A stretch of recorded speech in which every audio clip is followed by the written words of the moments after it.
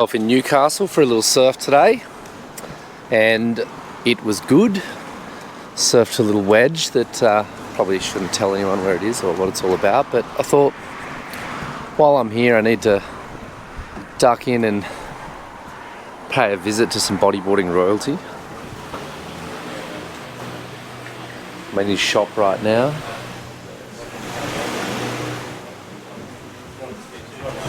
The John Cruikshank interview.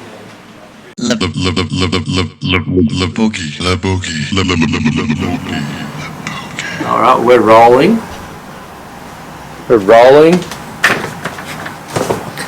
And I think this is a bloody good looking spot.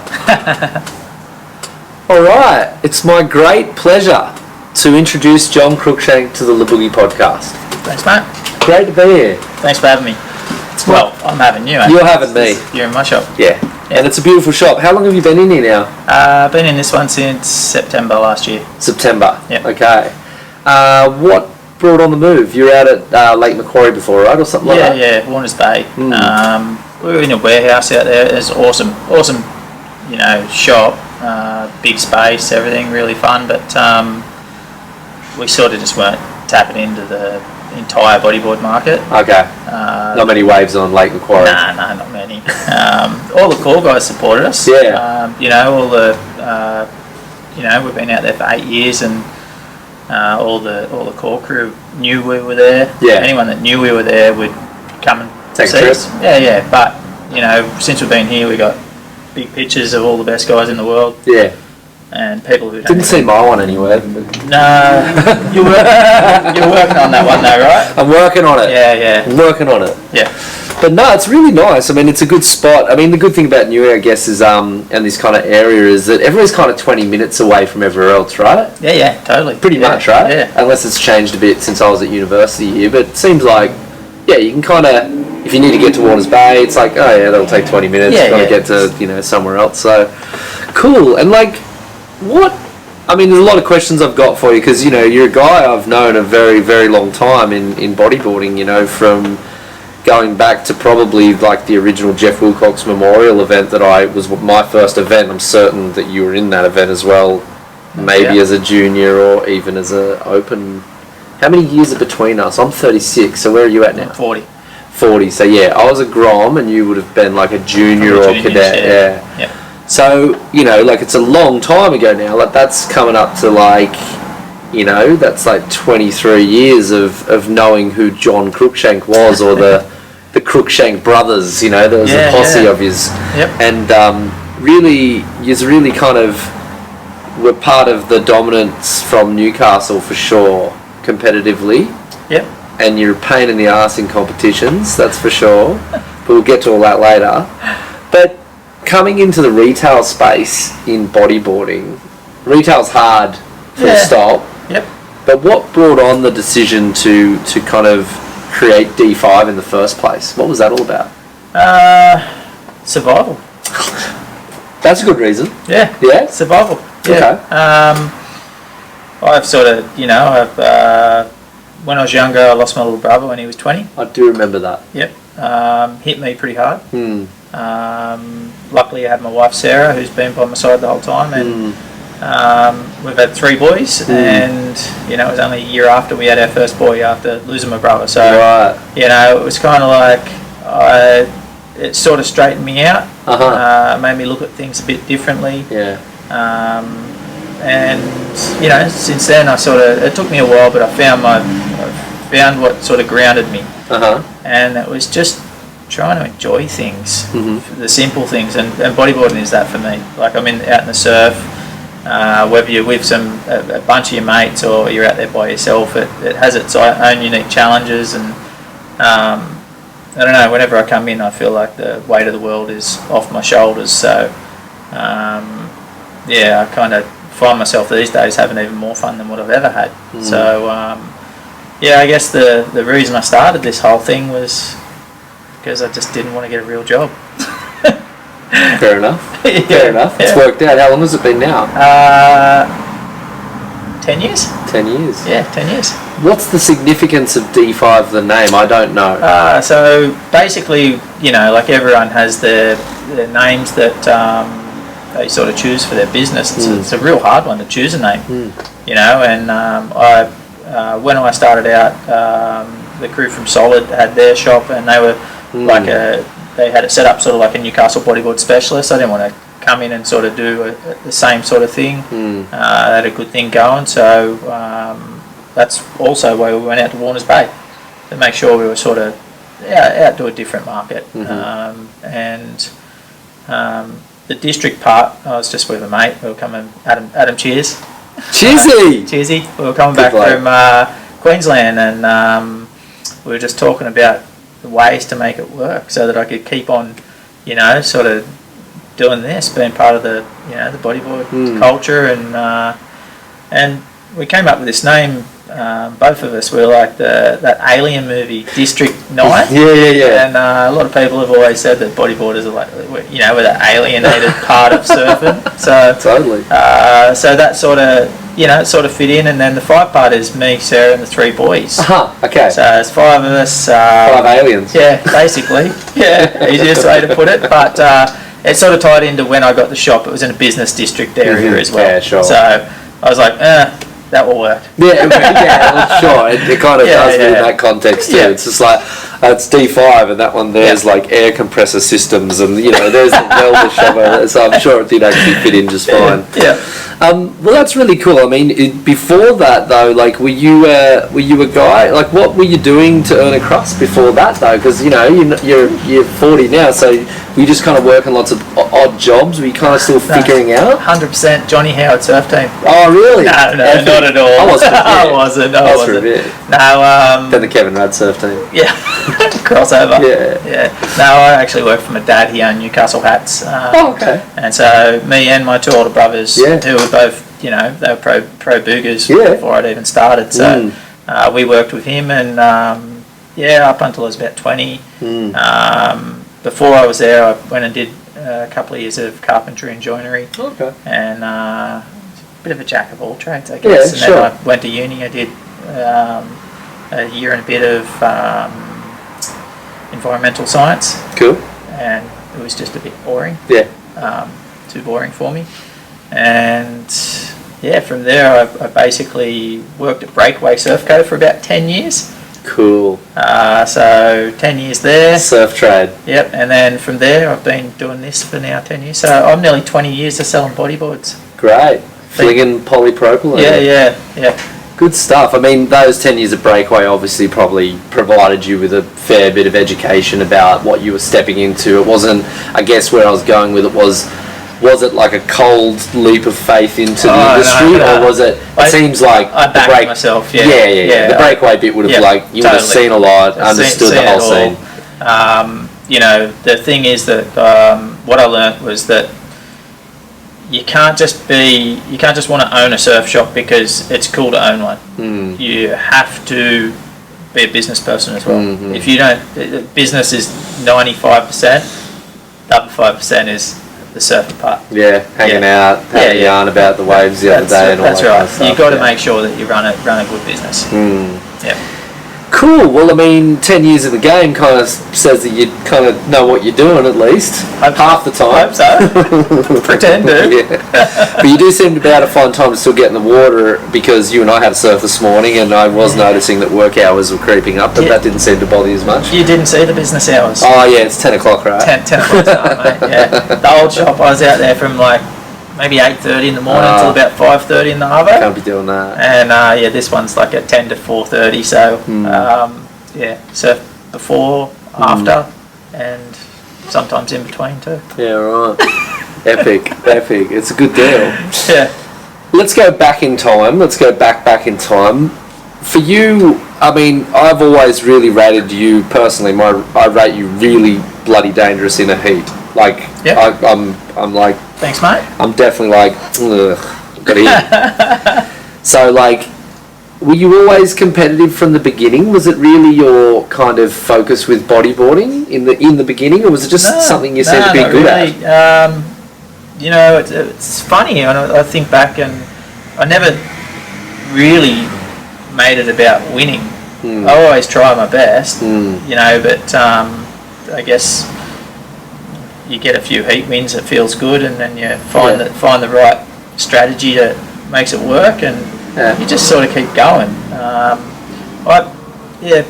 These days winning doesn't, like early days, I felt like I was trying to prove something. You know, like we all were. Everyone was like trying to, you know, get their groove on and make sure that they were sort of noticed. But it's been a long time since I've cared about that. These days, competing for fun, smile on the face. It's just, you know, surfing heats is just, I don't know, it's a bit like a maths quiz, you know, like it's all in front of you. You know who you're up against. You kind of know their strengths and weaknesses. You put it all together, and you're like, well, if they're going to be doing this, I'm going to be there, and I'm going to be doing this. I think the judges are going to like this better. Sometimes it works, sometimes it doesn't. Well, and it has worked because you've got a bloody Australian tour title, don't you? Yeah. And I remember when you won it, because I... Yeah, I know. I took you out in the semis of the last event. I remember... You were in the race. I was in the race. Yeah. But, like, I took out the Pro Junior title that year, so I was content with that. But, like, I remember getting that semi-finals. I was doing the numbers, and I was like, all right, well, Mitch is still in it, John's still in it, and we're all in this heat now. And I was like, oh, wow, if I can get through this semi... I could actually get a double in the year, and I'm like, fuck, all right, here we go. I can do this. And then I just remember struggling through the heat. I think it was at North Boomerang, if I remember correctly. Right. And I do remember probably one of the waves that really just put the nail in the coffin. And I remember you coming around to the section. It was pretty good. It was like maybe 3-4 foot. It was actually pretty good conditions. Really good. And I just remember you just punching this massive roll like in front of me, and I was like, oh, he's winning this heat. And then I was like, no, I got knocked out in that semi, and then you went on. But, you know, like, they're really good memories, but that calculation is actually what, you know, I like to compete as well. So I understand what you're saying when you do the lay of the land in a heat, and there's also that bit too, I think, where you kind of know that a pair of sixes is probably going to be enough to win the heat at the end of the day. You know, most people... Pending conditions. Conditions, but, you know, like, in those kind of beachy environments where it can kind of go any way, like, you kind of know that, like, if I at least get 2 sixes, I'm probably making the heat. Yep. And as long as you always... It's just basically above average surfing is your minimum standard. You know why I got you in that heat? Oh, why'd you get me? Because I make it 7s. I think you need 7s. You reckon you need 7s? I reckon you need 7s. Okay, you're probably right. Yeah, I'll give you that. I reckon it's probably 7s, and then you definitely got the heat. Yeah. You definitely got the heat with 2 7s. Well, you get through. Certainly. You're going to have guys that sometimes just go on a blinder, and waves will just... They get the magic wave. Yeah, they do. You know, and that happens. So, a couple of 7s. Couple of 7s is the safe spot. Yeah, safe. Okay, cool. Couple of 6s. Your second or third. He's got the Aussie Tour Championship, I don't, so maybe people should listen to him with that one. So 2 7s? 2 7s. Got it sorted. That's it. But, like, that... You know, coming off an Aussie title win back then, I think it must have been 2003 when you won that. Yep. Yeah. We both remember that year really well because we both won something pretty important to us. How old were you when you won that? You must have been mid-20s, late 20s? 24. Okay. 24. Okay, there you go. Mid-20s. Yep. So, Hayden, my oldest son, would have been 2. Okay. Yep. Off the back of that, like, where were you at with the sport then? Like, were you kind of like, you know... I still wanted more. Yeah.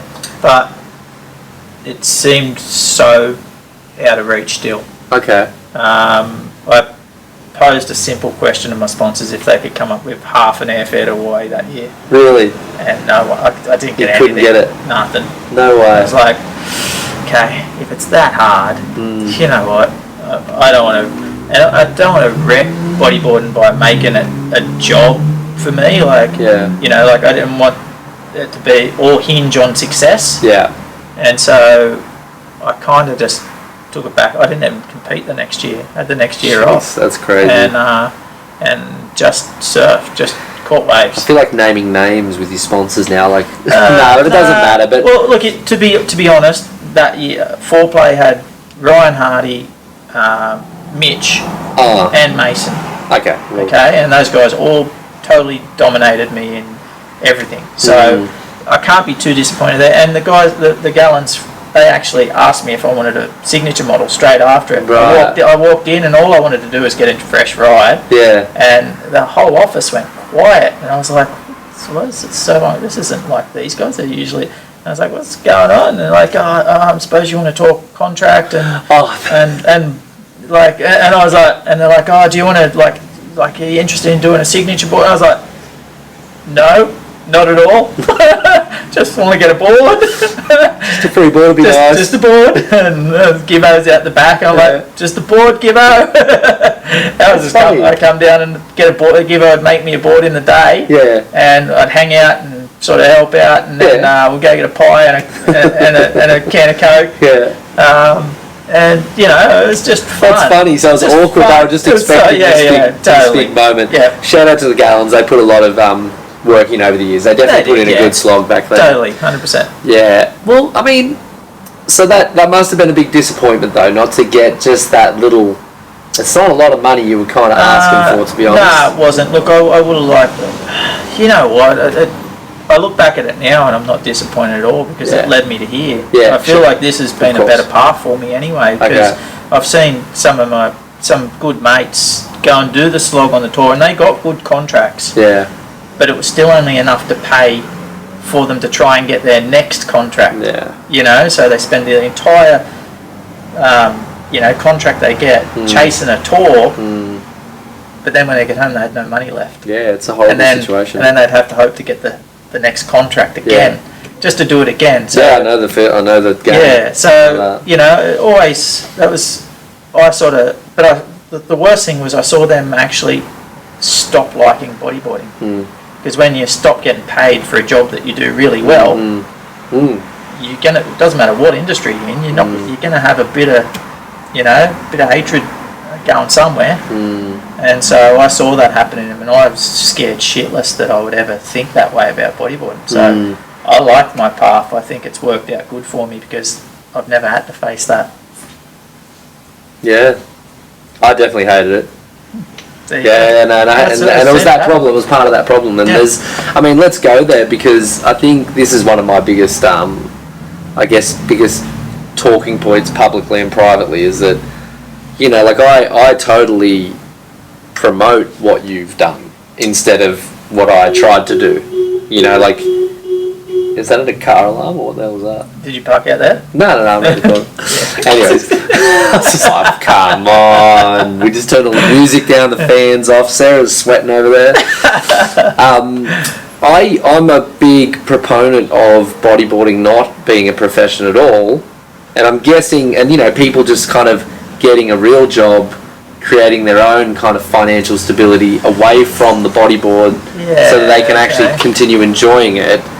Do you think that's something that riders today with aspirations ought to like? I've had to tell a fair few of the guys I sponsor that the writing is on the wall.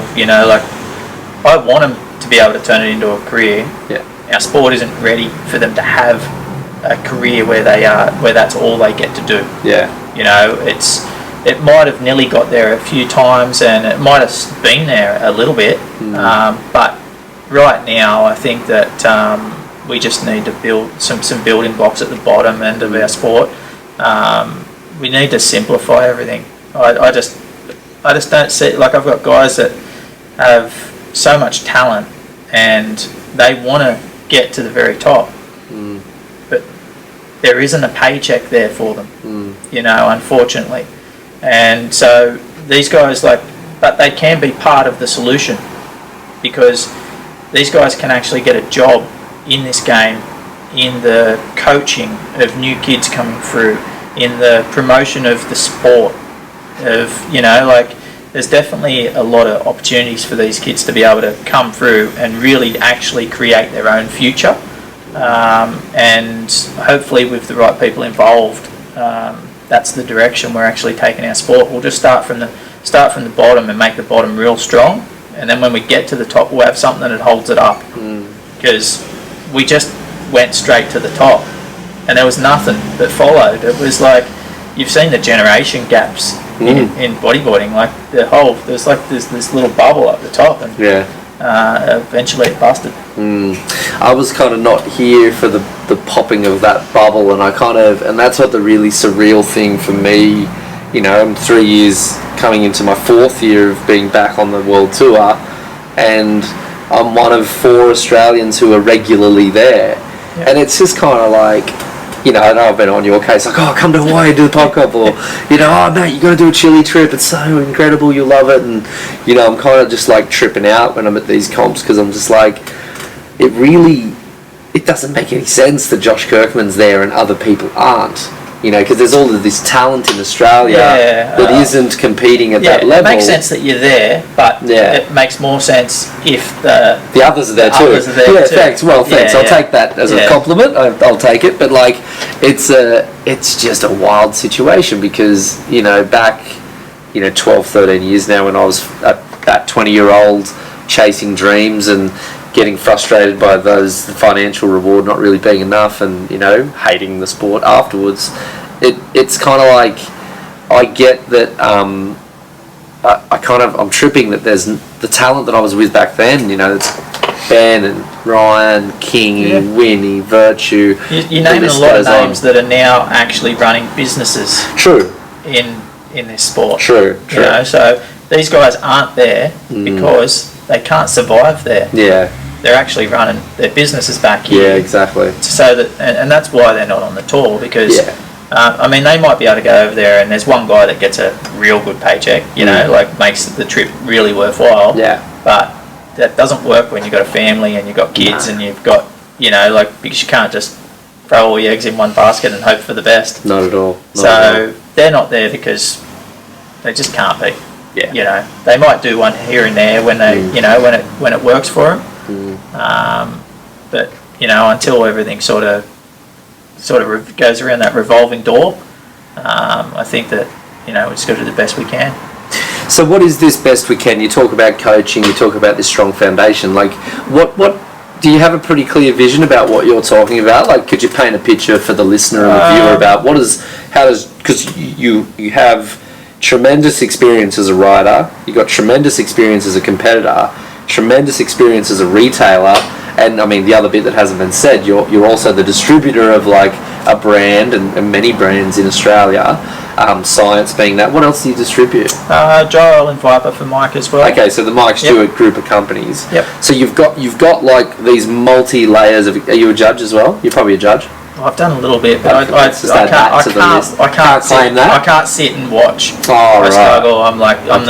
I'm putting my weddy on and I'm out there. I've got too many opinions for judging. No one hate me on the panel, so that's why I'm not invited. But like, you've got all this experience across the board. Paint a picture. How do we regrow this sport? Look, just from the base. Okay. It's firstly you got to unite everything. Mm-hmm. Like bodyboarding's been so disjointed through everything, especially the competitive side of things. Okay, so a lot of people say bodyboard, like when they look at whether bodyboarding's doing well, they try and judge it on the competition side of things. So that's often the only thing that anyone ever looks at. And whereas like bodyboarding's doing well if there's a lot of bodyboarders, right? Not if there's a lot of bodyboarders competing. Yeah, true. So we've got to get more bodyboarders, not people like competing. That comes more in the water, potentially more in the clubs. But the clubs are only just now starting to actually talk to each other and starting to align with similar setup so that everyone's running on a same sort of system. Okay. Everyone's just been like doing their own thing, and so just sort of everyone promotes in different ways. And like it's been a bit weird, I reckon, like because there's no foundation. Like, who do you like? So you're Shaden Schrader, absolute shredder, as his name suggests. Good name for it. Yeah, I know. And like if he was one of the kids that we wanted to try and get him set up, so he's doing the world tour, he can chase events, he's doing trips, he's coming home, he's working, doing coaching and all that. Who do you ask? Who does he ask to try and get his credentials to even coach? Who does he get his insurance through? Who is he, like, surely there's got to be an organisation for bodyboarding that has the platform. And it's never been developed. Have you ever heard of one? In Australia? Mean, this is one of those old things about surfing Australia's kind of grip over the top of bodyboarding. I don't know the details so well, but I believe Dan Dobb did a good article on this with Movement, and like it seems like it's a really tricky problem, and one that we ought to, you're saying we need to focus our energies on that original problem first. Yeah, totally, 100%. Like surfing New South Wales, the guys there are unreal. They do their best with their state titles for bodyboarding, but they just don't have a heap of bodyboarders going and competing, and most of the clubs get their insurance through them. Okay. So your insurance runs through Surfing New South Wales. So they essentially are getting our numbers for their funding. Okay. So, and they don't put that much back into us because we put nothing into them. And I don't know if that's the answer, whether or not their platform actually will provide for us. I'm not sure, but we need something that is, if it is them, great. If it's, if it's something else, we need to work out what it is. It's interesting that this insurance question matters so much. It's totally such an invisible problem and consideration for most people when they look at the sport. But what you're saying is that there's a reliance from the clubs presently on an entity like Surfing New South Wales to provide a coverage so that we can operate events. And as far as I understand though, if you're out in the water and you kind of screw yourself, are you really covered that well in that moment? Not so much. It's not so much that you're you're still going to compete at mostly your own risk. There is elements where, if there's an extra membership you can do, and it will cover you for that sort of stuff, but how much it covers you, I don't really know, and I don't think about that stuff. If I hurt myself in the surf, then that's on me. That's the way I've always looked at it. I wouldn't... you can always wear a helmet though, like me.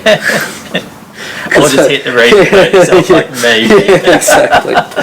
Okay, so there's this insurance backbone thing that's a consideration, but you're also touching on this coaching idea, and I mean, you'd have to say that part of this kind of picture you're painting about how the theory of growth for bodyboarding, it is being executed a little bit by the likes of Lily Pollard, is clearly kind of got a game face on and is really putting in a lot of effort to grow bodyboarding through this coaching element and inspiring kids and stuff. Ryan Hardy's certainly doing it as well. I'm actually picking him up from the airport after this chat and going to Foster for a coaching clinic. Is that a really critical piece of the puzzle in your opinion? Totally, 100%. What I don't understand is why there isn't already a bodyboarding coaching course that you can do and become a qualified coach for bodyboarding, and why we can't set that. If it was easy enough that someone goes, okay, you do this course, you pay this amount, you get insurance through us, here's a generic business sort of model that works in most places. Obviously, surfing, they have coaches everywhere up and down the coast, and crazy. And that's building their sport because there's all these young kids in the water, they're learning on a surfboard, even though that many parents come in here and they go, I've been pushing my kid in on the water, he's hating the surfboard, he said he's never going back in again, he said he'll ride a bodyboard. I'm like, it's alright mate, if you get him in the water and he gets comfortable out there, he'll choose his craft, and I don't care what he rides, if he's having fun out there, then he's just like the rest of us. So, but the coaching, they're only coaching surfing, so easiest craft to catch your first wave on is bodyboard. 100%. Can't beat them, and they become a hell of a lot of fun once you know it. Well, there's so many different levels of bodyboarding, you could be an 80-year-old dude with no flippers, pair of Speedos, catching some foamies, and it might be a 36-year-old dude Speedos as well. Just tempt me. Yes. Don't. But I'm glad you hit this 80-year-old button because it's actually a thing I've been considering a lot. And with this coaching clinic, I'm picking up Hardy. Millie Chalker's done a bunch of promotional stuff in the local schools already. Hardy and I are hitting the high school tomorrow in the morning, and then we're hoping to get a coaching clinic done in the afternoon for, Year 6 kids and then teenage kids, two clinics, and then a bit of a hangout afterwards. And I actually sent out like a flyer to the local retirement village like provider, one of the service providers, wow, to kind of like, that is cool. to pitch it to like over 65s and kind of say like, you know, this is a great thing for you to do if you want to get in the water and do it in a safe way, in a relatively low impact way, because let's face it, you know, if you're kind of getting in the water at that age, you're not going to be like scooping into some reef break. You're going to just be after a little free ride. Exactly right. That's and the funny thing is, like, it's probably about 13 years ago now that my uncle, who he had a heart problem, and he had to always like exercise a lot. Like he was a runner. He got into it. And he was always doing the city to surf, and you know, really belting out the kilometres to keep himself fit, making sure his heart's in check. And there came a point, like with old age and with running so much, that all of his joints were starting to go on him, and he's getting problems that he can't run anymore. And then there's this concern about, okay, what do you do to stay fit if you can't go and get that cardiovascular work done on the streets, belting the pavement? And the doctor actually prescribed bodyboarding to him. The doctor said, like, cool. have you thought about bodyboarding? Yeah. And my uncle's like, well, my nephew actually does it. And he's like, well, there you go. Like get into it, kicking your legs around, paddling around, and it's a lot of fun. So I think I've been really pondering this, and maybe it's because my old man still gets in the water, and he's like 65, 66 now, 67, I don't know, 70, Steve, I don't know how old you are, but it's a really accessible thing for him, and he can stay fitter just by getting out in the water regularly. So I've been pondering this a while. What do you reckon? You reckon like there's a market there as well? Because you mentioned the 80-year-old. 100%. I mean, it's the other thing, I speak to Mike a fair bit about this sort of stuff as well. The biggest thing, man, like mentally in this world, like people are getting challenged as well, and there's nothing better than just getting in the soul. It's it's basically free once you got your gear. And you just jump in there. It's something totally away from all the digital stuff, distractions that's out there, podcasts and things like that. GoPros. No, but it's great for you, great for your mind as well as your body. It's not just like I speak to Damien Alexander. He's had he's had heaps of his mates actually commit suicide. There are a lot of them are out on the farms and that sort of stuff, and they just can't deal with stuff. Some of the challenges of life. The challenges, So I just think that every time I've been in the surf, I always come out feeling pretty good. Has it been a therapy for you though? Have you recognised it in times 100%. Of like struggle that you've really got a lot out of it? Yeah, totally. 100%. It certainly has that effect on me too. I know that for sure. Yeah, I think it brings the stoke back. I think it makes you feel like a kid. And often out there just laughing away and they've done something really stupid. I like for me as well, I do I'll probably sound like a bit of a psycho or a bit kind of on the edge here by saying that I actually enjoy the risk. That kind of, and I know a lot of guys will catch much bigger waves than what I'm ever going to really be that interested in, but there is that adrenaline that you get from being that close to not in control, or death, it's right there, but it is a thrill, it is a thrill to to surf a wave like Fronton where you kind of shit. You do this wrong, you're going to have some problems. Eureka is another one. You're going to pay the price. You're going to pay a big price, and it is a thrill, and I guess that's why a lot of us. I know that a lot of surfers and bodyboarders struggle when they, particularly professional ones, when they leave the sport, and I know that I certainly struggled when I left bodyboarding and really cut it out of my life and cut surfing out of my life as well. Was that there was no adrenaline fix for me. There was no opportunity from the world to get that stoke. And it's hard to live without that level of adrenaline pumping through your veins, which you can't. Well, you can get it from drugs. You can get it from taking other risks in life, but they're not very fun risks. They're very unhealthy risks. But there are ways to get it, but they're not healthy ways. It's an interesting thing, right? Like that. It definitely keeps you alive and mentally healthy. Well, I saw you out in the surf today, and I was like, looks like it's washing through. It looks like it was probably a tricky paddle out. Yeah. And I was like, yeah, it looks fun. So it definitely has its challenges in conditions like that. But yeah, it's always a lot of fun, I think. Like it's definitely, you and I were talking this morning also about the kind of physical impact on it. Like, you know, you're a guy in your 40s. Yep. You're in good shape. Like, is the bodyboarding helping you achieve this still? That's all I do. It is? I don't do any other. You don't do anything else? No, not really. Okay. Yeah. Cool. I'll skate down to the bank instead of driving the car. That's a high risk activity. Yeah, definitely. Me on a skateboard is just high risk. Me too.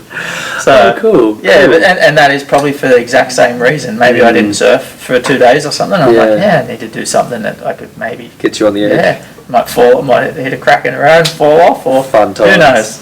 Fun times.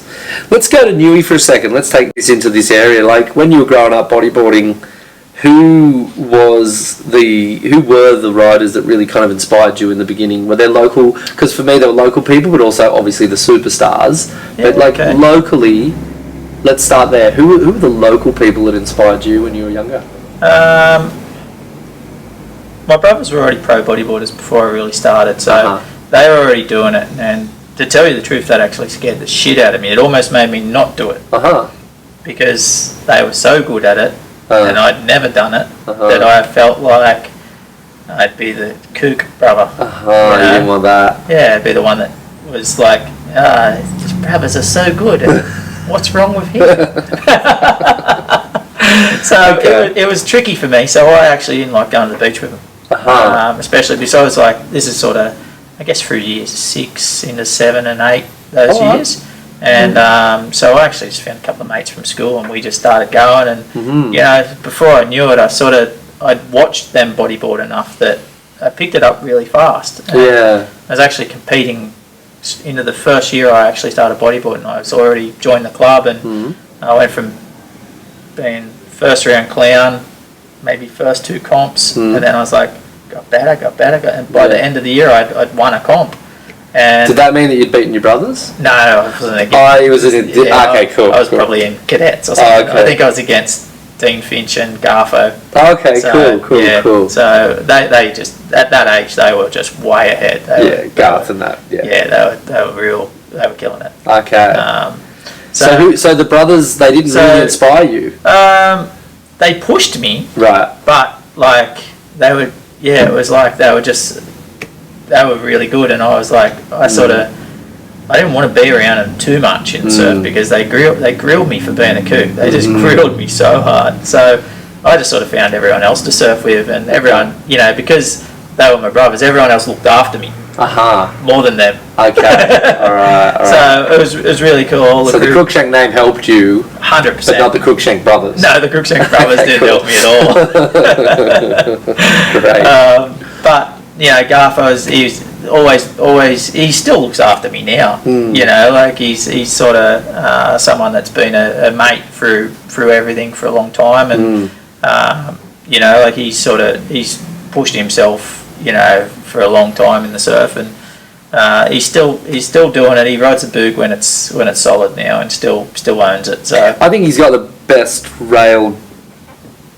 Probably the best rail game in the world. Yeah, I'll give him that for sure. His bottom turn to drive, and some of those turns he does as the barrel's ending. Like, he's got this ability to throw that in, like the outside rail, like this kind of carve on the way out. And I remember seeing that when I was younger on Ian Stewart's films, the Safari films. When he was on the cue boards. Yeah, exactly. And first pipe was where he practiced it. Exactly. It's like had the turn in the barrel, and he used to just bang it in. Yeah. Cool. So look. Always loved Garth's riding. Always, I got mates that have, been sponsored through all those years. You remember Dorso? Yeah. He sort of went heaps harder on the knee. That's right. I think I actually saw him today, and I didn't recognise him because he had a surfboard. I would have been his face, but I don't know. Surfboard with him. And he's a good drop man back in the day, right? Yeah. He sort of had a few knee issues, but he still does it. And still shreds. Yeah. But, cool. And then I've just had heaps of different mates through the whole time, Like I've sort of I feel like I've been the constant one. I just keep going, and so anyone that wants to come back or start up, they're kind of like, Johnny, we surfing again? And I'm like, and you're like, well, come and join me. I'll meet you at the shop. They got all their gear. all right. But, not a bad deal, though. No. So they're like, I guess the one guy that I really thought was ahead of his time when I very, very first started was Don Larney. He was hot butted. Or Ocean Earth. He was Ocean Earth. So Don Larney, that name's so familiar to me. But he's older than okay, so this my is brother Joel. Yeah, so this is maybe one of the guys. He was the guys that my brothers looked up to. Oh, okay, right. Yeah. Okay. And so and he was just like, man, he just had skill. Okay. Crazy skill. And this is a newie guy. Yeah. Okay, yep. Cool. All right. So everyone always wondered why he didn't stick with it and all this sort of stuff, and just life gets. Because if he's like, what is he, like another, say, 7 to 10 years older than you? Or? Yeah, I reckon he would be. Okay, so he would have been in that first. He's in the first wave. Yeah. Yeah, when like the Ross Hawks, the Epos, and that's right. Okay. He used to have front and back of the covers. I remember this now. Yeah, I'm remembering this now. So wow, okay. I do remember that. So he was fast. He was the reason I thought he was just fast on water. So he was just like, like he cut through everything. So God, it's funny to hear what's inspiring. Like what was inspiring. Like he was fast. Yep. Like as simple as that. It's so simple. How simple was bodyboarding back in the beginning? Yeah. Well, he was faster than everyone else. That's just so funny. That was what I got from his riding, and like Garth was real powerful. Joel was like Tamigar because he'd always do freaky stuff that surprised you, and Ben had the Mike style. Okay. So he was the stylish one of the group. Yeah. Okay. Yeah. So that was kind of like what I remember from those days. Like everyone had their little thing, and I was just kind of like, I don't know. I just was the young grommet that. What's the age difference between you and your two older brothers? Ben's 2 years older, and Joel's 4 years older than me. Okay, so there you go. All right, so that's funny. So even with that close proximity of age, because that's not a big, like the age difference between myself and my older brother is like 2.5 years. So, and I just followed him. Yeah. And the other boy, Drew Cockram, guys like that from back in the day. There's some names from the Foster region, but the older boys like Shane Chalker and Troy Deco, they were on this other level above us, and that was kind of the hierarchy, at least for bodyboarding around there. That's really funny to hear. It kind of takes me to an idea or something that I think you can definitely relate to with this discussion around like Don Larney was so fast, and that's why I liked how he surfed. Today I look at guys like Louis Finnegan and George Humphreys, wingers, this next generation there, and Shaden Schrader can be put there, Lachlan Cramsey, these guys like technically brilliant riders, but they're doing it's almost like more to maybe the Three Amigos, all that stuff in the ride, these massive waves, this hectic stuff. I think I know where you're going with this. Does it inspire anyone? Does it or does it scare the shit out of them? Well, I think that it makes them, freaks, and and it doesn't make a kid that's just seen this board and going, I want to go and catch my first wave, and does it make him do that? No, it's the opposite. It's not the opposite, but it's like Brad Hughes. Okay, he had when I was working at Breakaway, he caught that massive ride. Okay, it was everywhere. Yeah. Okay, we're like, my boss is like, so what boards are we getting in this year? And I was like, man, we need to get some of his. He's been on a tear. Put them all in the shop. They don't sell. Right. Because no one can picture himself catching a wave like that. Dude, am I really gonna? I'm gonna go for the one where you can do a few spinners. Yeah. Because that's where I'm at. Yeah. So it's, it's a tricky one, and I'm not those guys are incredible, man. Yeah, I agree. I agree. Absolute freaks. Yeah, I'm definitely not playing it down. No, and they deserve all the accolades they get, and I want their boards to be able to sell, but at the same time, the customer in a shop, you've got to get what he wants. And I'm referring also back to like, so you're saying Don Laney was fast and that was cool. Yeah. But then also, if you look at the original Stroey films, which is kind of like the films you would have grown up watching, myself as well, you know, Underground Tapes 1, 2, 3, 4, 5, whatever. The only hectic times in those films really were some pipeline sessions, but not like some crazy bits, but not, you know, Wipeouts bit. The Wipeouts bit. Shore Break, obviously, that was the Tim Jones getting upside down there, and then a bit of Shark Island. Yep. That was it. The rest of it was like, you know, beaches. Like 3 foot Black Rock sessions. Yeah. You know, you're not going to get too hurt here, like it. Yeah. And I just remember even seeing things like, you know, some of the waves around my region in the Foster Great Lakes area. You know, like seeing guys. That was the most exciting bit I remember in those films. Was like, oh, that's my spot. You know, that's when they came to Tuncurry, or you know, like.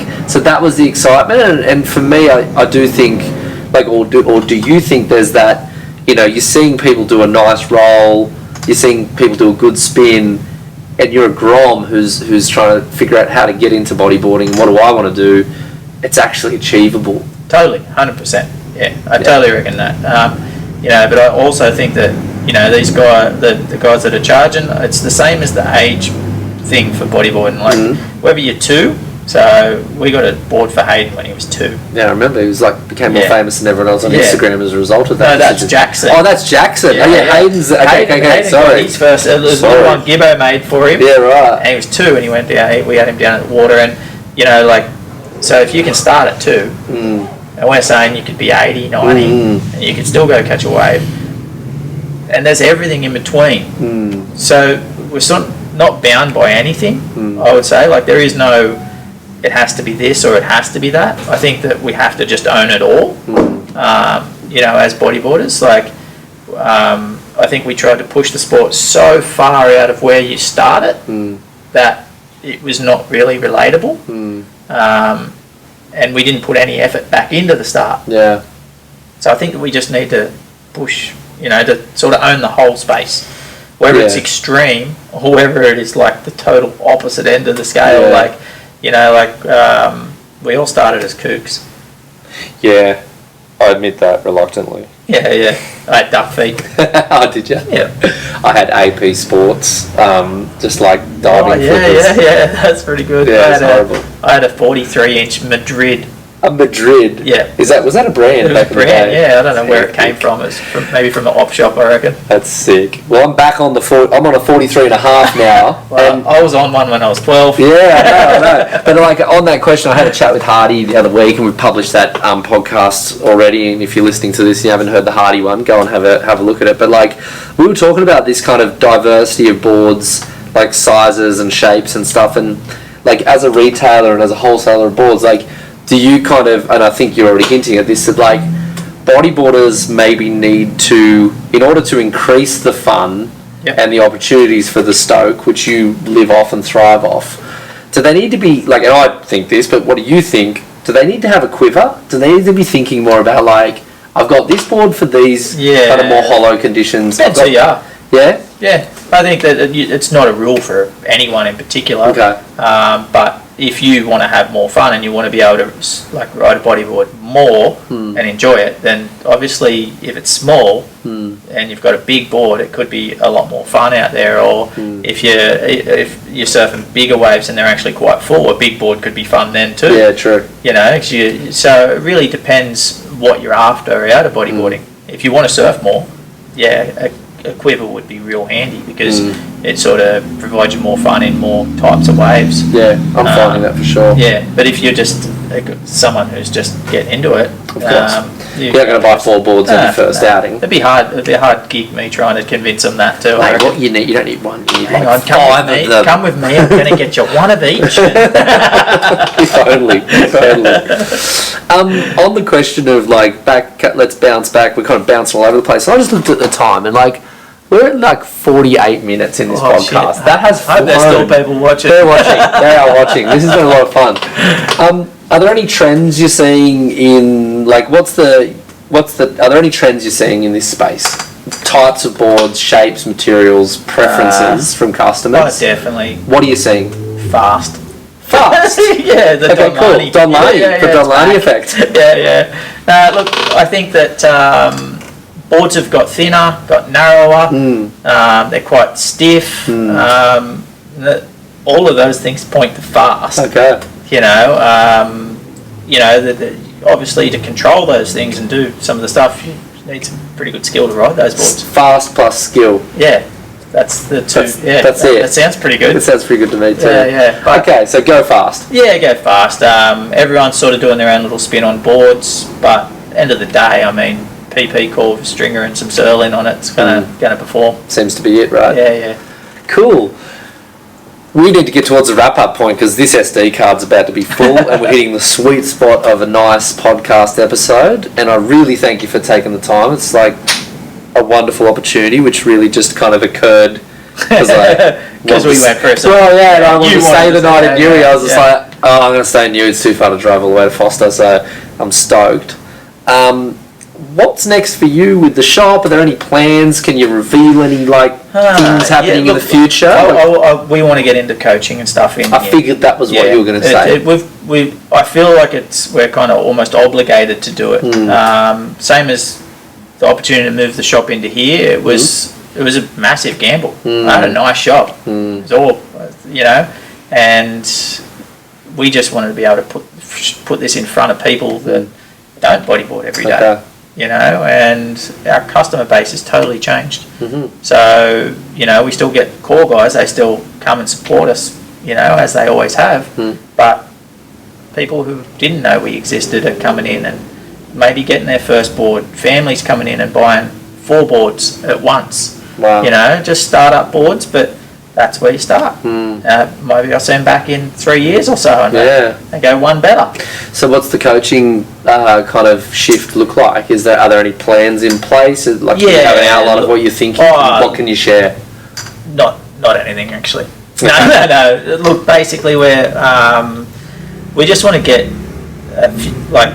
involved. Surfing New South Wales, they have coaching programs. You can actually do stuff through them, but it's more just a generic surf program. I think the first thing that needs to happen is the program needs to be created. Okay. So we actually have to have a course where you can become a bodyboard coach. That's right. And so that'll help.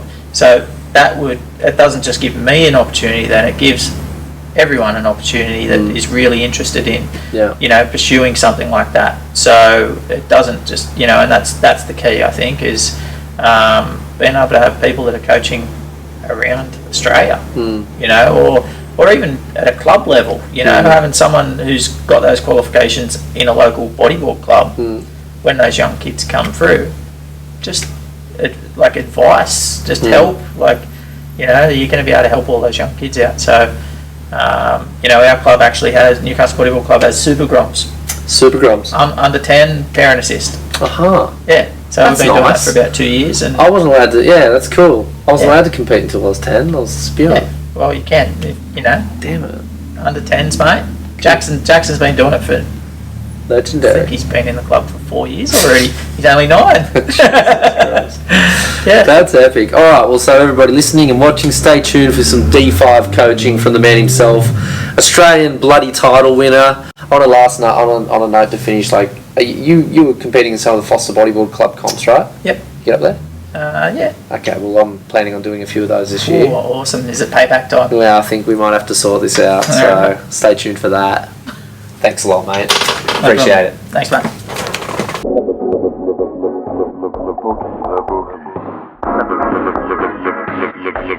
The